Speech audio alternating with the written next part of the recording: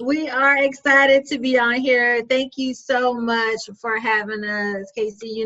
Kelsey, it's been such a great time being here. It's very refreshing being around all of you because of what you just shared. Like this is everybody's first time and all of that. And so it's very refreshing being connected like that. And so, our whole journey to get to this point has been just, lots of ups, lots of downs. We shared a bit of that when we were in Austin as well. Lots of ups, lots of downs, but we're grateful to be here. We're excited. And so we're looking forward to sharing tonight and meeting some more of all of you too.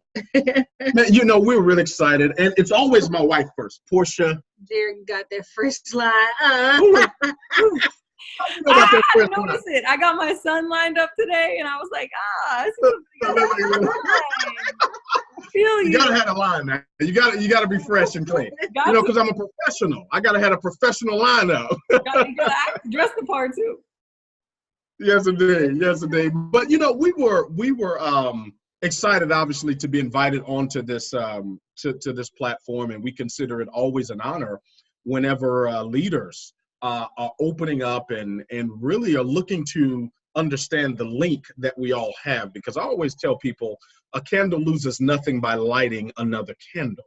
And so please write that down. A candle loses nothing by lighting another candle. And so when it's dark in a room, you can either decide to A, scream at the dark, or B, light a candle. And so I'm excited tonight to be here, my wife and I.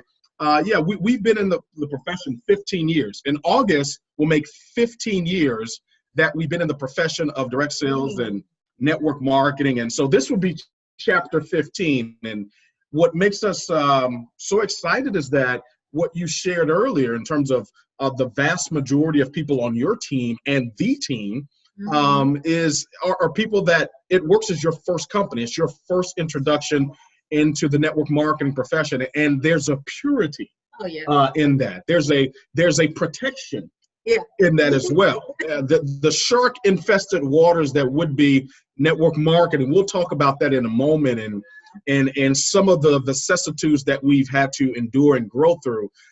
This has been the most peaceful experience that we've ever encountered in our 15 years of doing this. Now, I'll say this, number one. We have never been the number one earners in any company we've been a part of. We don't know it all. We don't have it all figured out at all. We are just like you. We are on a journey. We have some experience, so we know some things that work but don't duplicate.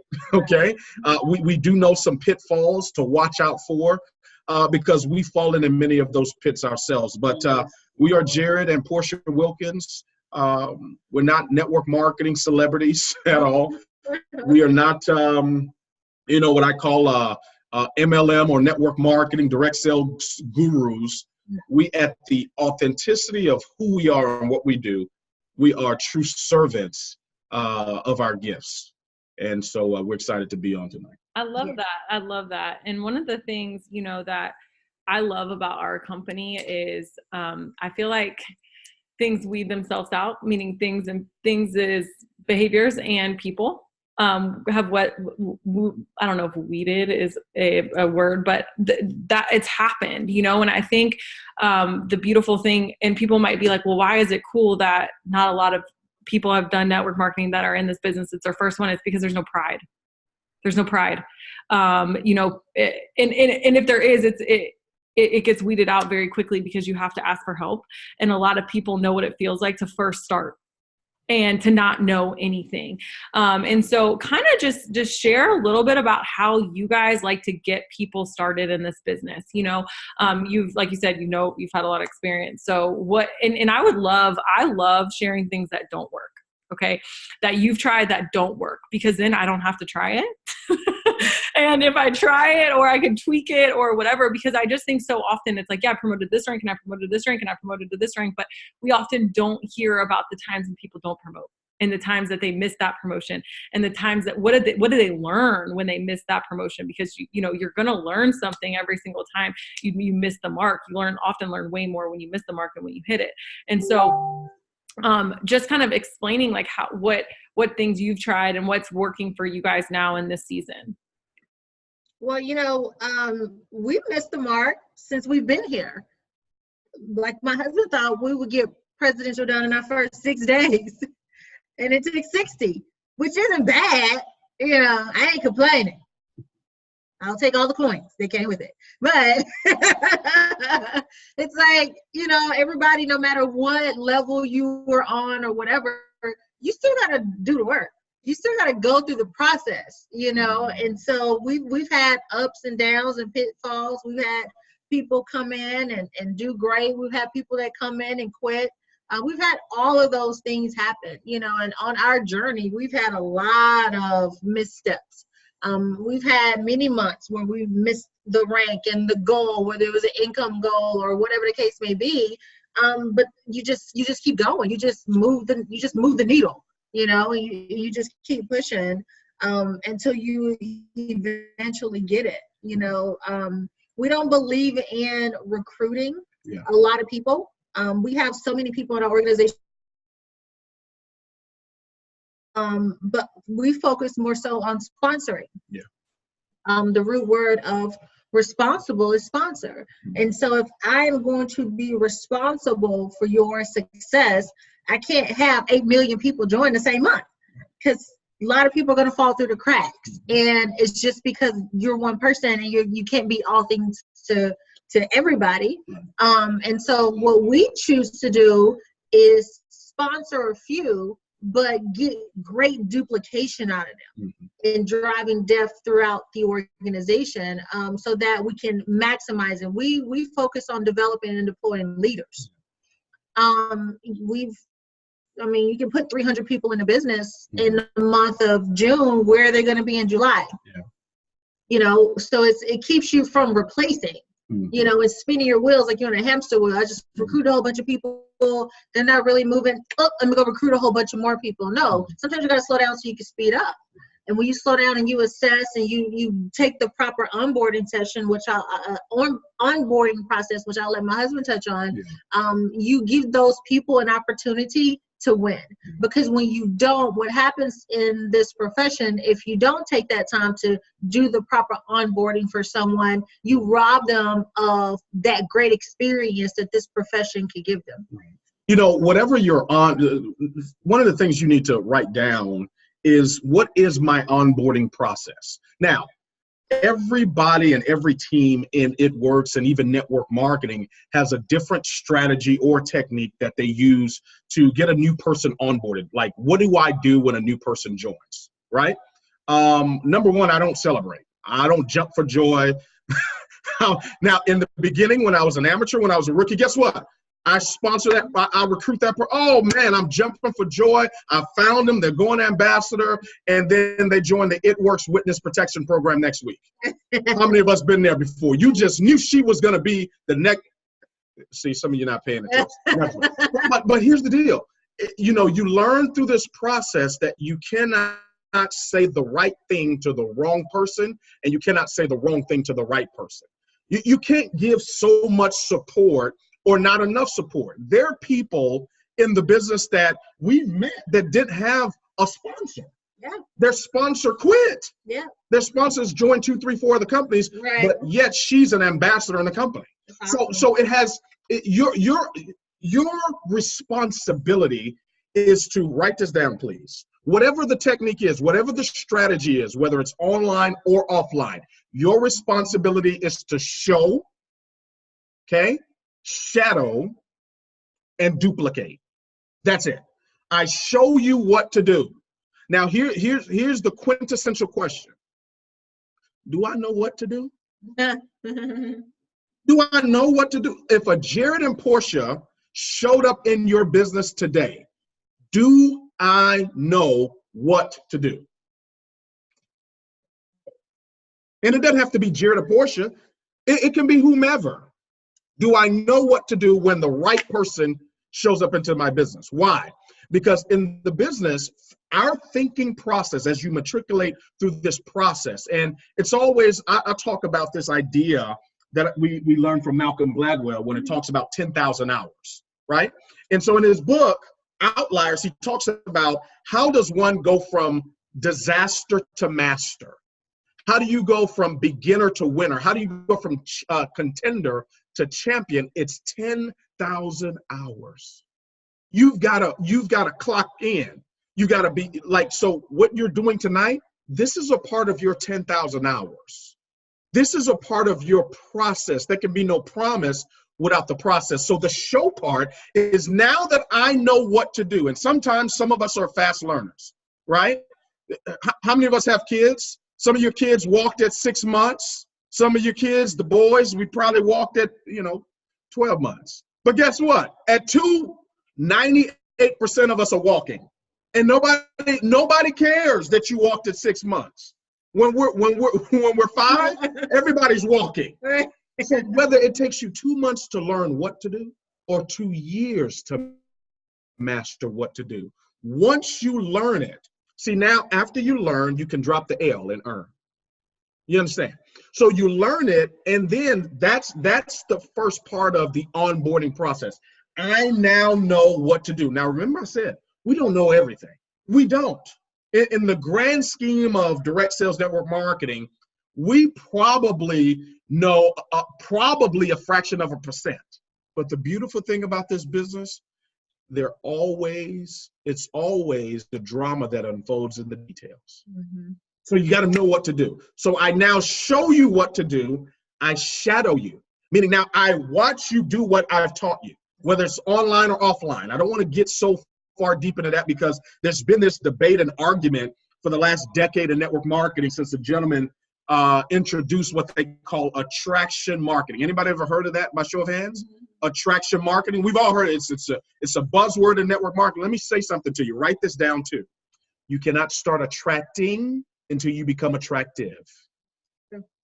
So your little pretty filtered pictures mean absolutely zero on social media unless we can put some filters on your life. You don't lead with your words, you lead with your life. So a lot of times, most people, they abandon the fundamentals of growing the business, which is growing people, and try to hide online, and they wonder why they're stuck. You're stuck because you still haven't grown. Yeah. You've got the beautiful wording, the beautiful banners, the pictures. You can post with the filters, with the angle. You twist your leg. Come on. You do all of that. but at some point, we gotta. You still have to face people. And you gotta do the work. So show shadow. Now I watch what you've done. Mm-hmm. Right? Why? Because they're correction points. Hey, I love what you're doing. Here's what I recommend. Right? And then duplicate. See, anything works in our business. Anything works. So you say, well, what won't you do? There's a lot of things that I won't do, not because they don't work, but because they don't duplicate. How do we take 60 people that we've personally sponsored in 10 months and turn it into an organization of nearly 20,000 people inside of It Works? How do you go from 60 to 20,000 in 10 months? Show, shadow, duplicate. See, when you recruit, you add. Yep. When you sponsor, you multiply. Write it down, please. When you recruit, you add. When you sponsor, you multiply. So one of the things that I won't do, and I don't know if you would do this. Would you go put a bunch of flyers on people's cars? No, I prefer, because a flyer for me is impersonal. I know that if I can get in front of you or get on the phone with you and have a conversation with you, I know that my chances of sponsoring you have increased dramatically. Because for a lot of people, it's a feeling. Yeah. People do business with people they know, like, and trust. And the kind of people that I'm looking for to develop into leaders are going to be those type of people that face-to-face matters. Yeah. And so, like if I was a party or something, just like a regular, just chill out deal or whatever, then, or a community event, sure. But for my business, no. And that's one of the challenges with this profession, is that the barrier to entry is so low. Yeah. There's no credit check, no background check. All you need is either $20 if we're running a promo, or $99 to get started. Yeah. And so most people come in with that mindset, a $20 and $99 mindset, not truly understanding they have a multi-million-dollar business on their hands. And so the correct mindset would be, if you would have invested $100,000 to launch this business, how would you approach it? Right. What strategies would you use? How would you talk to other people about it? Yeah. You wouldn't be hiding. You would be more bold and more vocal and more forward, and you definitely have more swag. And so the reason why we approach it in that way is because we know that this is definitely a multi-million-dollar business. I mean, we got friends in the profession that are pulling up $250,000 a week. Yeah. Every week. And so our lid is lifted very, very high as to what's possible. Yeah. You know, with the right timing system and all of the things in place, it's definitely possible. Yeah, you know, I was having lunch with a buddy of mine. He's in another company, and we were having lunch today, and he told me last month he crossed over the $20 million mark in commissions, 20 million in earnings, and he started in 2004 in the profession. We were both 20 years old. And the company he started with, they were running a promo. It was normally $500 to get started in that business. He got started for $250 15 years ago. And in 15 years, 20 M's, that's 20 million. I'm 35, he's 35. Are you listening to me? We both got PhDs, public high school diplomas. We were poor, hungry, and desperate. Are you understanding? You follow me? So, and then I got another buddy. He's 28. He's been in the network marketing profession for 9 years. He just crossed over 20 million in earnings as well in 9 years. What else you gonna do? And so when we talk about our lid, and John C. Maxwell talks about the law of the lid in his book, 21 Irrefutable Laws of Leadership. Yep. The law of the lid. This is why it's so important to get on webinars like this. And for me, because I'm not the smartest in the class, I'm not the brightest crayon in the crayon box, because I don't have it all figured out, what I had to do is I had to get around people that had gone much further than me. I had to demystify success. And here's another thing. You've got to be hungry. That's true. Are you listening? You got to really be hungry to learn. Like I would show up to conference calls, because we didn't have Zoom when I first got started. There was Zoom technology. We would have to dial into a conference call line and listen in and imagine what the speaker would be wearing and what the, you know. But man, I would shut everything up. I'd be at my little desk and I'll be taking notes. I wouldn't be laying down. I'd be so dialed in because it was that important. So I tell people, don't treat this business like a business, because 98% of people have never run a multi-million-dollar business. You know how you treat this business? Treat it like your job. How many of you have been sick before and you still went to your job by show of hands? I mean, you were sick. I mean, physically in your body, you were coughing, snot, just sick. How many of you, there was somebody on the job you didn't like, but you still went to work? Still went to work? Right. How many of you, the weather conditions were not at the optimal level? It was raining, it was cold, but you said, you know what? I'm going to braze through this weather and get to the job. How many of us have done that by show of hands? See, in this business, it's not about doing what feels good. Yeah. You're not always going to feel like doing it. It's about your willpower and your skill power. It's true, because life is going to happen. Yes. I remember, so I don't know if y'all caught this in Austin, but so I got started in the profession in 2005. He got started in 2004. We were in the same company at that time, on the same team, but didn't know each other. Right. And so we got introduced through a mutual friend in 2008, and in 2009 he recruited me into that company. in a new company. And so we built that business together. Mm-hmm. And I was his top producer for the first year, and then we started dating, and then later got married. But throughout, when I was in the process of launching, I'll never forget, I was in my 1-bedroom apartment. And this is very important for all of you on the line here to start doing if you're not doing it yet. And it's visualization. Yeah. It's making sure that you can see your future. Mm-hmm. You have to put in front of you what you want inside of you, whatever it is you want in your life, because you don't get what you want, you get what you picture.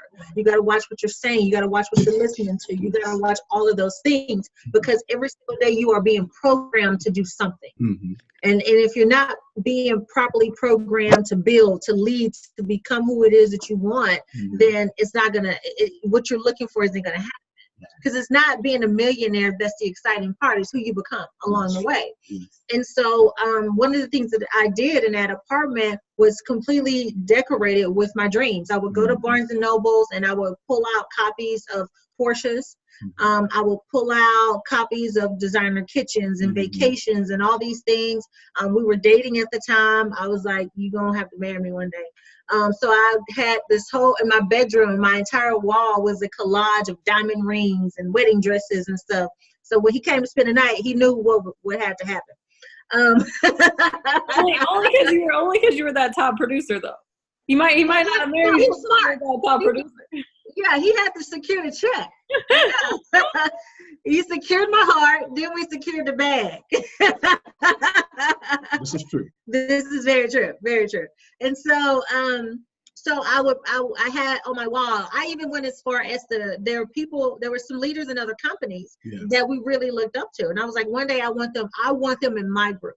Mm-hmm. So they were featured in Success from Home magazine. I took their picture out, posted it on the wall, and drew a chart like they were in my organization. Mm-hmm. We're close friends with them now, and it will happen. Like it's gonna happen because I pictured it, right? And so, but during that time, when he reached out to me about that business, I got served an eviction and a repossession notice on the same day. Right. But I didn't allow that to just like take me out. Like I really, when I said it in Austin, opposition is a sign that you are in position. I know that because I've lived it. Yeah. Because I know I'm a good person. And if the work that I'm doing is positive, it's uplifting me, it's encouraging other people, and something negative is happening, that means that I'm on the right path. Right. And so when we were building the business together, first of all, I didn't have the $40 to get started. I had the $49 to get started. He was so mad at me because we pre-launched for a week. He had all these applications. He's getting ready to put them in the system. He wanted to put me in first, but he couldn't because my credit card declined. I acted like I didn't know why it was declining. Oh my God. What? It didn't go through? I knew I was broke. But I didn't want him to know I was broke. Let me call the bank. It could be fraud charges. I don't know. That's really weird. Exactly. So I borrowed the money to get started, but it worked out obviously in the end. But when we were building, each time I was going after a rank, somebody in my family would die. Yeah. I had to stop building and go to a funeral. Like it just kept happening over and over again. And it was so frustrating, and then it got to a point where I had recruited like 17 people one month and nobody was doing anything. And I remember Jarrod came up to me, he was telling me, he said, all you can do is all you can do. And all you can do is enough. If you know that you did everything you knew to do and you followed the system and you did the work, you dotted the I's, you crossed the T's, then be at peace. Yeah. Be at peace with what is happening right now, because when you plant a seed, it doesn't sprout up immediately. Right. It has to go through what's called the germination process. And when a seed is planted, it's planted in the dark, number one. So it spends majority of the time growing in the dark. So will you. Nobody's going to see the work that you're doing on yourself. Nobody's going to be applauding and celebrating you right now. Even though you know you're growing, not everybody's going to see it. And so once you plant a seed, what happens is it dies. It dies to what it is so that it can later give birth to what it's going to become. The apple seed would eventually become an apple, okay? And so you as a seed, once you get planted, because you're not buried, when you bury something, there's no expectation of life. When you plant it, you know life is coming.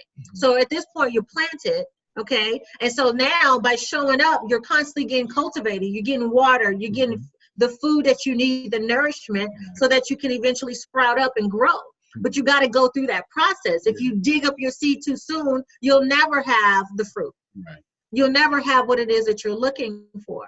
And so you have to make sure that the environment that you set in your house, in your car, everywhere around you is in alignment with where it is that you want to go. If you want to be married, then hanging around or watching and partying with single people is counterproductive. Yeah. You got to get yourself around some folk who've been married, who know what to look for, what to expect. So how does a wife talk? How does a wife act? What is a husband supposed to do? You need to learn those things.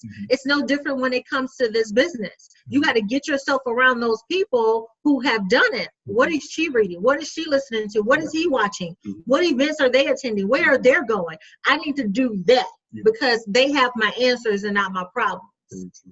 And so that's so important. You got to decorate your house. If the house you live in now is not your dream house, you need to decorate it with pictures of what your dream house would look like. Yes. I had pictures of a Porsche on my bathroom mirror. I had it on the front door. So as I walked out of the door of my apartment, the same apartment I was facing eviction from, as I walked out that door, I was imagining and visualizing going to get into my Porsche. I was stepping actually into a 2004 Toyota Scion TC. But when I sat in the car, on the steering wheel, I had taped the logo of the Porsche. So while I'm driving my Scion that was falling apart at the bottom, I had zip ties and duct tape trying to keep it together. True story. True story. I couldn't hit dips in the road because it would just scrape the bottom. Everybody could hear me coming. I'm still showing up to the meetings, squeaking and leaking, didn't care. In my mind, I was already there. I was driving my Porsche. So I'm just, just going. And so, but I kept showing up anyway. I kept doing the work anyway. And I've only purchased one, but I've had 2 Porsches. Yeah. Why? Because I pictured it. Yeah. Because I hung around it. Yeah. Because I did the work. Yeah.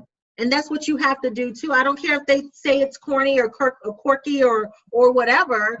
I mean, rich and successful people get rich and successful by doing the boring, mundane, and quirky things that poor people make fun of. Right. And poor is a mindset. Right. Passing over opportunities repeatedly. Poor is a mindset. Yeah. Broke is a temporary condition. Right. If you don't want to be broke, just do some work. Right. But if a person is poor, that's a mentality that requires a tremendous amount of reconditioning. There's so much gold in what you said, man. Like, I feel like you guys should do something with all this gold. Anyways, so I like so many things.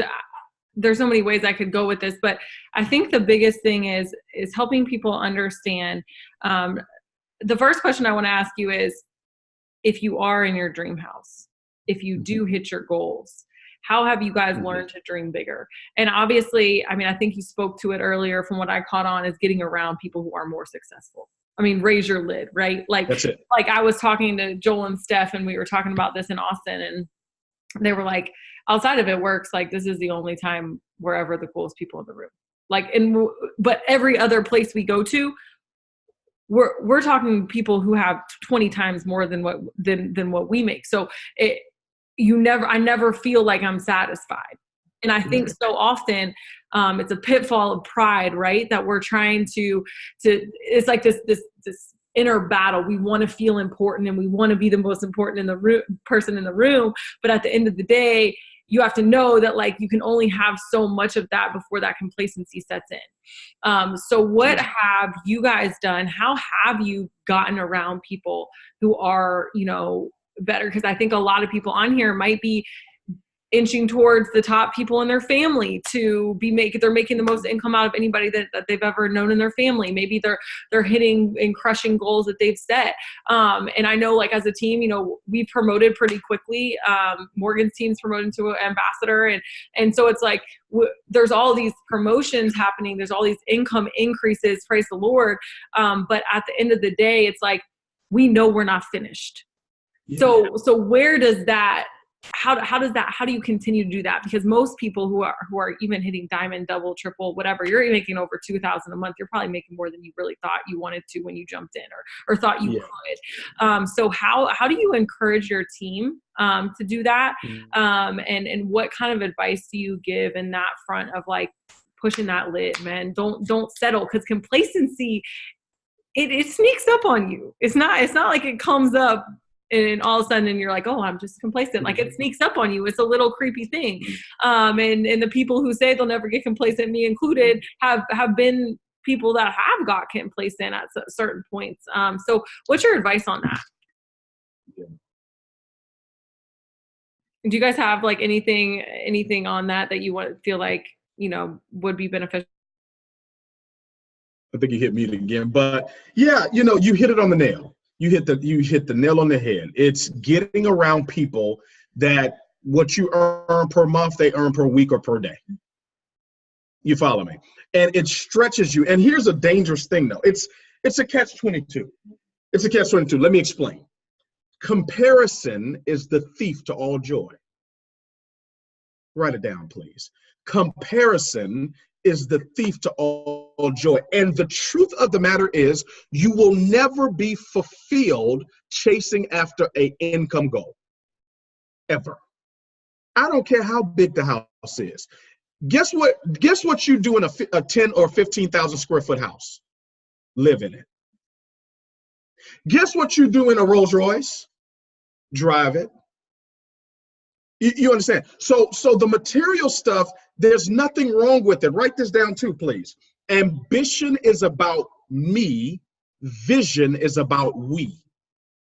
So to not get complacent, the only people that I know that never stay in complacency or management for an extended period of time are leaders that have literally found a vision much larger than themselves.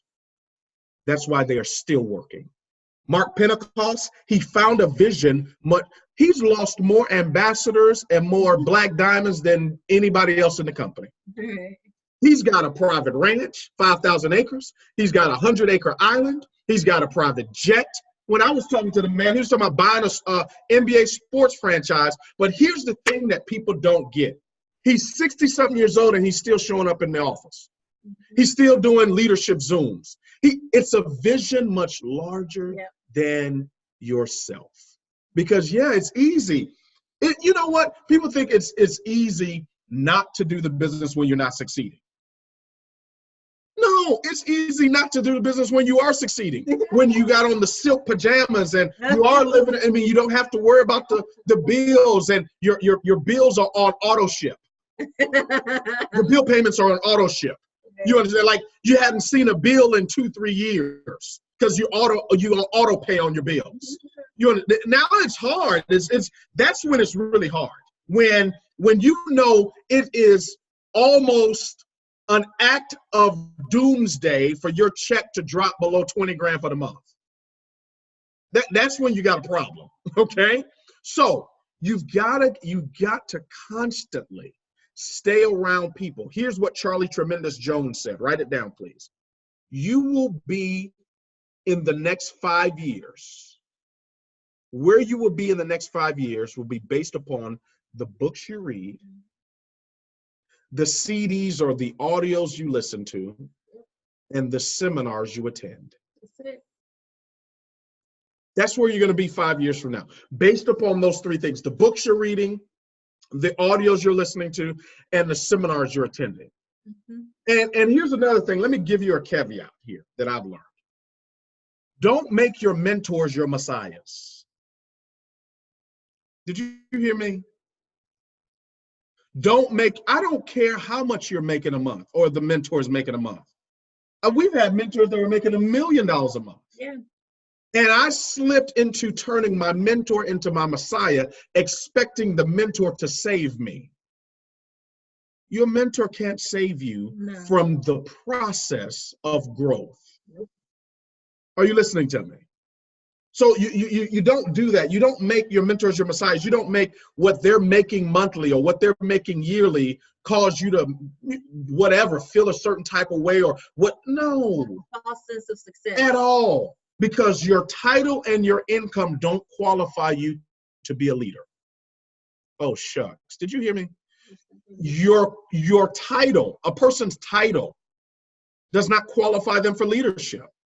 A person's income doesn't qualify them for leadership. Why? Because even a broken clock is right at least twice a day. Mm-hmm. So it doesn't matter, because here's another thing you need to write down. Every ambassador has a past and every distributor has a future. Amen. You follow me? And so what you've got to do not to be complacent. And if you've slipped into management mode and that's okay. It just means you're human. It just means you're human. It's easy to slip into. Yeah. It really is. And you will. If you think you're helping people. Yeah. And so you're just overseeing and Yeah. supporting. And posting and you know, and hey guys, smiling I'm and just checking on you. How are things going? It's easy to slip into management mode. yes. But it's what you don't realize is your check will do the moonwalk real quick. They will moonwalk into management. Okay? and so the key to it, to answer your question, you answered it, but let's validate it here. You have to get around people that consistently not berate you or degrade you, Right. but stretch and inspire you. That's it. So where do you find those people? Like at a You don't certain, I mean, that's like a legitimate question, you know. And I'm speaking to people because I think it's sometimes it's hard. Like it's hard. Like, I mean, even for me right now, it's like, not that I'm better than anybody that I know, but I want to be stretched more than I'm being stretched. I know that for a fact. And so it's like, okay, I'm going to these seminars and I'm going to meet people. What would you suggest to somebody who feels that way? Maybe not an ambassador level, but maybe they're at triple and they're making 10 grand a month. Can they find that and it works? Or are they going to have to go outside of it? No, you can do both, but I would always start with the upline. Go upline first. So you're that double. Get around that triple that's promoting new ranks. Right. Get around that presidential that's breaking new ranks. Get around that ambassador. You're an ambassador, get around that black diamond. Get around corporate. Get around people that cause your vision to be stretched. Because what's dangerous at times for people is they want to be stretched and they leave the environment and the people that will stretch them and protect them as well. Right. One of the things that's detrimental is eating off of anybody's plate. That's how you get sick. Yeah. That's it. You know, so connecting with those in the company who have your answers and not your problems, making sure when you talk to them, you're talking to them about something productive versus talking about somebody else. About a solution, not about a problem. Exactly. And if you're going to do anything outside of it works, which is also awesome, is join professional networking organizations, professional business groups. You are a professional, okay? And so you need to, if you are around other people, maybe they're in sales as well, in a different profession, but you'll pick up on things. You'll see how they talk, how they communicate. You know, you just get around successful people. You know, I've learned so much from people in other professions, you know, even in other companies as well. A lot of times it'll validate my decision. It'll confirm that I'm on the right path. Yes. You know, it'll also excite me because I'm like, man, I'm so far ahead than what I thought I was. Yes. And things like that. But you gotta go to those places that you know is going to keep your fire lit. A coal is hottest when it's in the fire. Yeah. If you're not by the fire, you're going to burn out. You're not going to get what you need to keep your personal fire growing, because the speed of the leader is the speed of the group. People know. They can feel when you've checked out. Yeah. They know when you are in management mode. They got managers at their job, so they know that characteristic, right? And so what you have to do is make sure that you're constantly putting yourself in a position to grow. And I'm going to reiterate this: you need to be listening and reading the right things. We in one of our previous companies, we had this iPod. This one, iPods was first like coming out, like first coming out. And so it was loaded with hours upon hours of personal development. Yes. That's all that was on it. No music, 100% personal development, books and speeches and everything. And we would go to sleep listening to it. Yeah. Because while you're asleep, your conscious mind isn't active, but your subconscious mind is. Yes. And that's the mind where the things begin to change. And so we would go to sleep listening to that. And then throughout the day and throughout meetings and talking to people, we would notice ourselves repeating some of the things and just changing our whole mindset and approach to what it is that we were doing. And because of that, we became more attractive. And as a result, started attracting more people who had more influence than us. Everybody has a circle of influence. Right. And when you get in this profession, it's easy to talk to people that look up to you because you're more comfortable talking to those people because you know they look up to me, right? But they have a circle of influence too. And typically, if you constantly prospect and talk to people who look up to you, you're going to have a tough time getting them to do the work. Correct. But if you go ahead and you do the work and become that person and start talking to the people that you look up to, people who have more influence than you, people who have a bigger network than you and net worth than you, then what happens is when they get started, because a little man's no and a big man's no hurt the same, but a little man's yes and a big man's yes pays completely different. A big man's yes will change your life. And so when you get around, when you recruit somebody or sponsor somebody that you look up to, and even if they sponsor somebody that looks up to them, they sponsor people that are like you. And nothing's wrong with you. So you have to make sure, you got to ask yourself, it's going to take the same time, it's going to take the same amount of energy to talk to the person. Go talk to some people who have influence because that's going to open up the door for you to hang around other influential people. Nothing will stretch you faster than sponsoring somebody in your business who has more influence than you. Yeah. I love that. And one thing I want to let people know, and this is something that I think is so important, is when I was first starting out and first climbing the ranks, I felt a sense of pride. Like I didn't want to bother people who were at a different rank, like a higher rank than me or at a higher level. I felt like I was bothering them. But here's the thing, you guys, is now that, I'm an ambassador and, whatever, not by no means have I arrived. I'm definitely not the coolest person. But what I do know is that it is so refreshing when somebody who's hungry comes up to you and wants to learn. Because when you're at a certain level, you want to teach. And because when you're confident and you're passionate about what you know, this person can't even be on my team, and I'll spend 30 minutes with them just because I'm so on fire about what we do. I'm so on fire about leadership. I'm so on fire about this. And when so don't be afraid to ask questions. Don't be afraid to go up to somebody who, you just think so highly of, and just say like, hey, what was one thing you wish you knew when you were in my position? Hey, what's one thing you had to overcome? If you could tell me one thing today, what is it? Go up, ask questions, you guys. Don't just go take a picture. Go ask questions.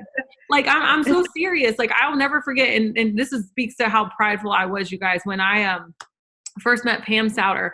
We were on a cruise and a couple of girls on my team were getting a picture with her, and she would like kind of wave me and she's like, come on, take a picture. And I was like, I'm not gonna take a picture with you until you know my name. And she was like, okay. But like for me, it was that, but it was also negative. So I had that hunger, but I also had such a sense of pride that it stopped me from even having the ability to learn from her. Because I wasn't even humble enough to say, hey, I admire you so much. What would you say to somebody who's trying to go triple diamond? I didn't have the ability to do that. And so what I'm saying is that you guys, if you have that ability, you're going to get to where we are way quicker. And so now I'm like over here stalking Stephanie Dunn. I sat right next to her at the event too, asking questions all the time. And here's the thing is you just have to understand, like, it's okay. People want to share their knowledge. They want to share their knowledge. Come with questions. And you're going to be amazed at what people share and how giving they are. Because if you haven't read Secrets of the Millionaire Mind, you have to read Secrets of the Millionaire Mind, to everybody on here. But he talks about how stop thinking that people who are very successful are rude or mean or inconsiderate or nasty. The thing is that those are they're the nicest people. The people who have the most money have had to have typically the most trust of anybody, right? Because in order to have a lot of money, you have to have a lot of people trust you. And so those people are typically very trustworthy. So go and ask those questions and be hungry for that knowledge. Okay. I love what you said. No's are the same. The yeses are different. That's so true. That's so good. That's so good. Okay. So what are some things that you feel like you guys have learned in leadership? This is something I want to get to, like, what did you guys learn when you first started in the profession, and how do you communicate? I guess this is the best way to phrase it. How do you communicate your vision to other people? Well, first you have to have one. Okay.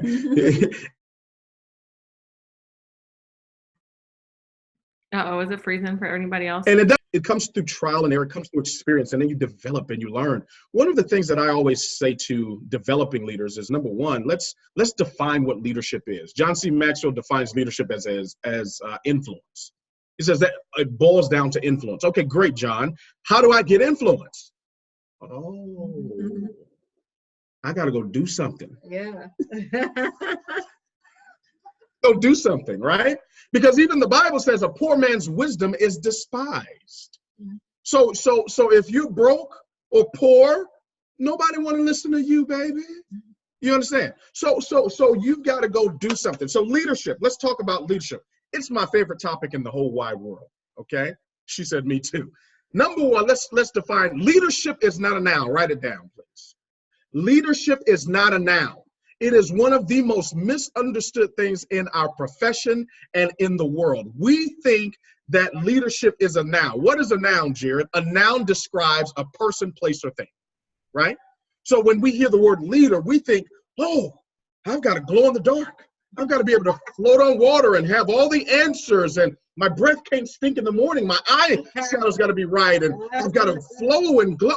That's not leadership.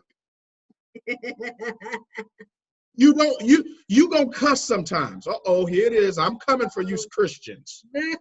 Yeah, I never forget when I heard my mentor curse. I said, oh my God, woo, there's hope for me. When I saw he had ash on his ankles, he had ash. He was ashy. He had a multi-million-dollar home. He was making multiple millions of dollars a year. Multiple. This is back in 04. Like when a million was a million back in 04. Are you listening? Right? And I got invited to a leadership event at his house. I qualified for it because I was hungry. I'm out there prospecting, talking to people and doing the whole thing. I qualified. And so I got there early. Because remember, I said leadership is not a noun. Leadership is a verb. The root word of leadership is lead. Lead is action. So everybody on here, you're a leader. Leadership has nothing to do with your title. Okay, here it is. Here it is. Can I let you in on a secret? There's some people that are better leaders at executive than some are at triple. That's very true. Are you listening to me? Very true. And so you got to be careful how you attempt to bifurcate and put a person in a box because of what they earn and what their rank is. Now, am I against ranks? No, we went presidential in 60 days. I'm not against ranks. I know the masses of people. For you to listen to me, I've got to be an example. I know it. So I can't come in here and play games. We got to come in and put some numbers on the board. And that's why everybody, oh, who are these people? Who are them black people? Where they come from? Who group they in? Why? Because we put numbers on the board. Why they not on my? Now, if we came in and went Ruby in 60 days, you wouldn't even know us. Yeah. You follow me? It's the results that get you in. Now, let me say this, and then I'm turning over to my wife. Now, leadership, the root word is lead, action. It's a verb. You follow me? So when I say leadership, or when I say leader, leadership is not perfection. Leadership doesn't mean I got it all together. Leadership does not mean I've got it all figured out. Leadership means I know what I know. And you talked about pride earlier. Pride, write this down too. Pride is a private escort to your demise. That's what pride is. The Bible says pride cometh before a fall. Yeah. Whenever you see a person fall, typically pride entered the room first. Mm-hmm. You may be falling out of rank qualifications. I'm coming around the mountain, here I come. You know why you're falling? Your pride.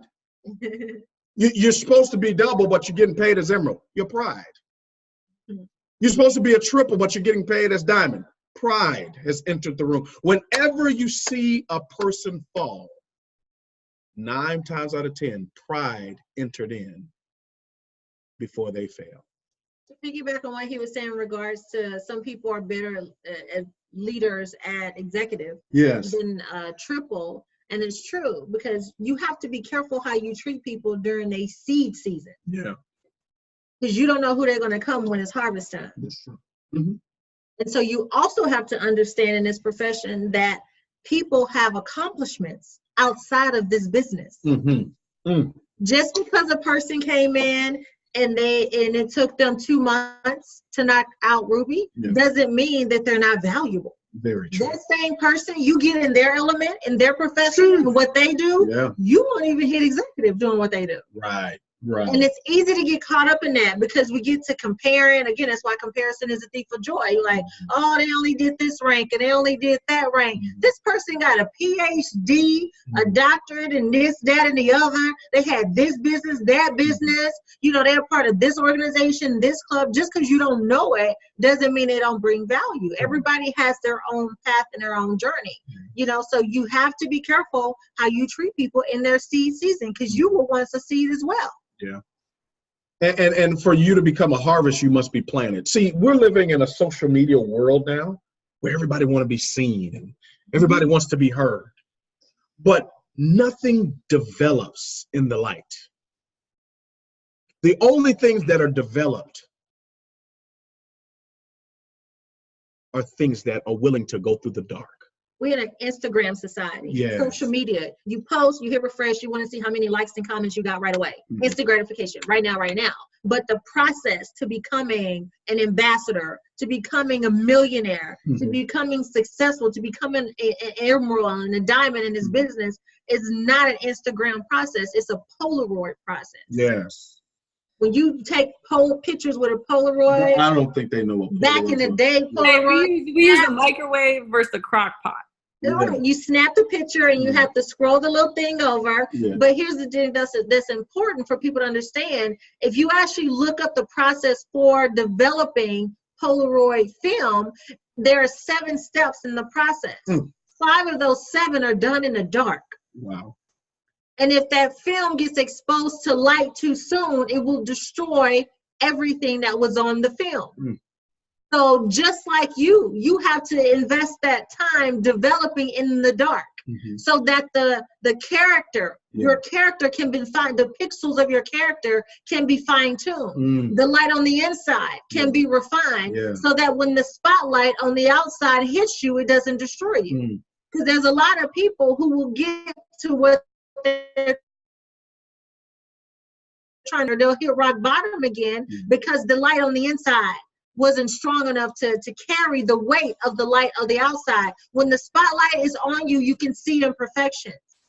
You put somebody in front of a spotlight with a mirror, you can see all their pimples, all their bumps, everything. But in the dark, you can't see any of that. So you have to make sure that as you go through your process, during the dark, you honor that time. Yes. You honor the time that you're not seen, that your name isn't called, that you aren't being recognized, that you aren't being edified, that your name is not being called, no matter how many times you raise your hand.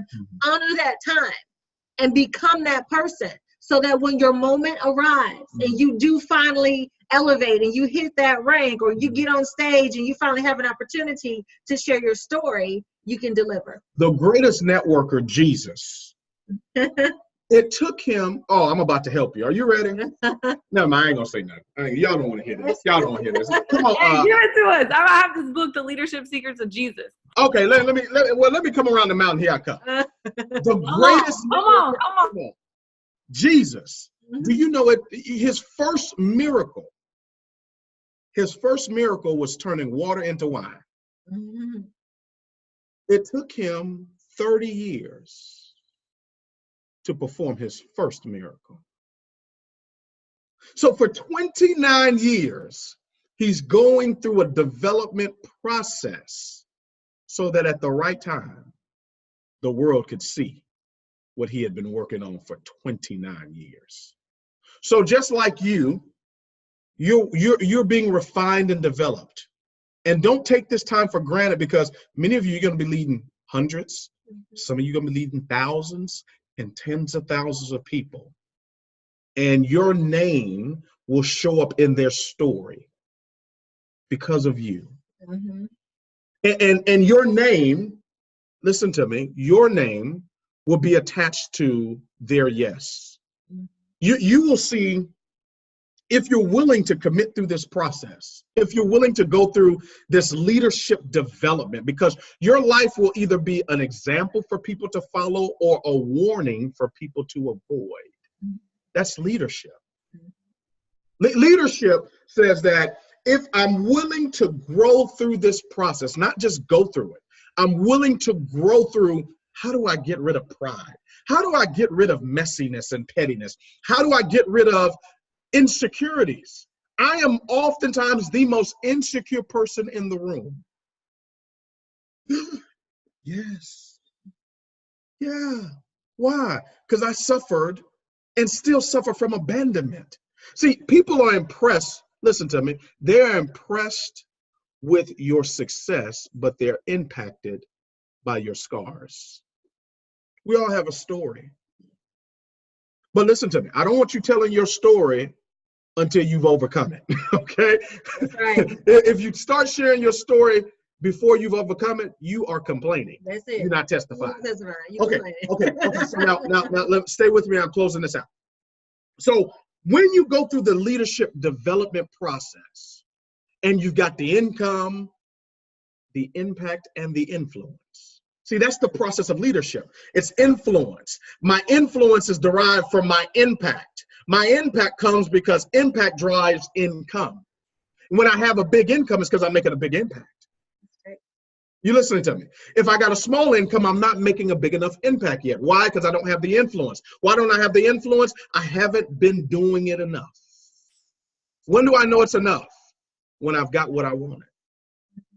You follow me? So your name will be connected to people's yes, meaning you'll show up to conference and you won't know the people and they'll say, thank you for your yes. Mm-hmm. Thank you for saying yes to this. Like, what do you mean? Oh, because of your yes, my spouse is now retired. I know in It Works it's different, you know, in It Works y'all retire husbands. In network marketing, husbands retire wives. It's just different over here. I mean, this is messing me up. I'm like, wow, the wives are retiring husbands? How that happen? What that look like? What's that come with? Is batteries included? But anyway, whole different thing. I'm working. I told you, I'm trying to get this thing down. But hear me. So they'll be saying, thank you for your, because of your yes, my kid is in private school. Because of your yes, I've retired. What it used to take me to make all year, I made last month. And they'll be telling you, thank you for your yes, with tears in their eyes. But they only do that if you're willing to grow through this process of leadership, development, and deployment. Dr. Miles Monroe said, an army, write it down, please.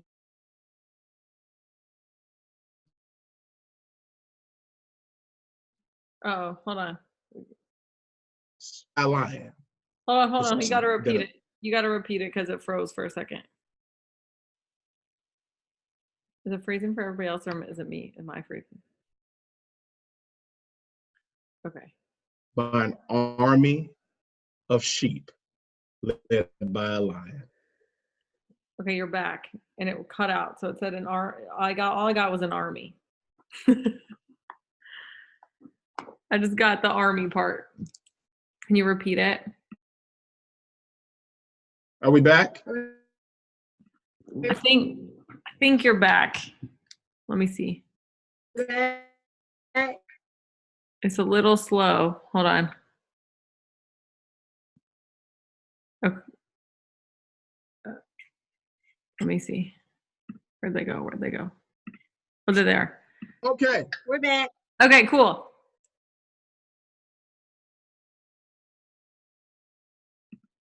It's still choppy.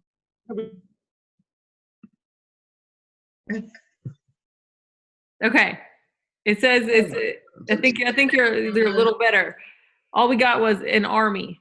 You got to repeat it. An army. After y'all missed I missed it. Oh, he was preaching. Okay, an army of lions led by a sheep will always be defeated by an army of sheep led by a lion.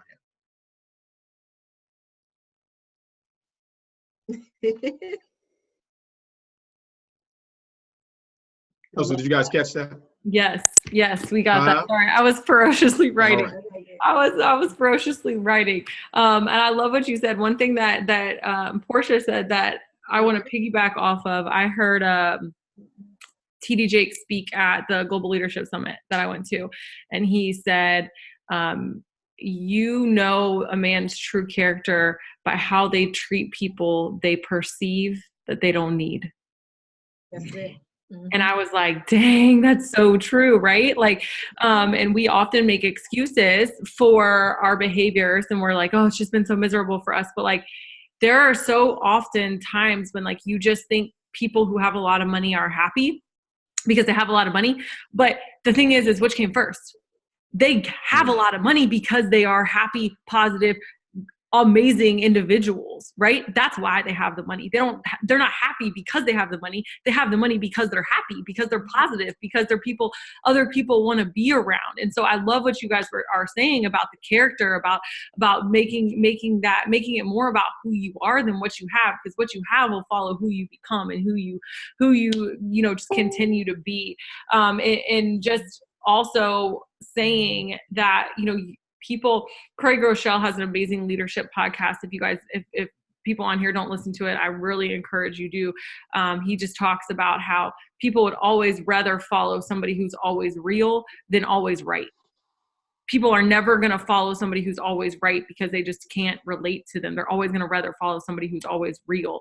And that's where the scars come in, right? But like I always say, I'm never going to share something real until I learn the lesson first. I got to learn the lesson, then I'm going to give you the lesson, and I'm going to share it and how real it was and how raw it was. And so we just want to say thank you. I wish we had you on for like 2 more hours. I could reserve you. I feel like I just been up in church. It's amazing. Seriously, we appreciate you guys so much for taking the time. I know you guys don't have to do this, and so we just appreciate you guys being so generous with that, and we don't take it lightly. So just so excited to see what happens with you and your team, and just praying over your business and how amazing you guys are. I'm just going to close this out in prayer if you don't mind. So dear Jesus, I just want to thank you so much for allowing this time of fellowship with Jarrod and Portia. And we just ask that you bless their business. We ask that you bless everybody on here and their business. Bless the efforts that they even hopped on the Zoom tonight. Bless the fact that we had this time to come together and to praise you for all the goodness that you've given us, to praise you just for the relationships that we've built, the friendships, the knowledge, the wisdom. We know that everything comes from your Bible. And we are just lucky enough to hold it in our hands and to have it in our minds, and hopefully speak the truth and give glory to your name. And so thank you again. We praise you in advance for all the blessings that are about to come into our future. And we ask that you enlarge our territory and keep us from harm. In your name we pray, amen. Amen. Amen. All right, guys. Appreciate you. Love you. Let's Bye. go diamond. Let's do it.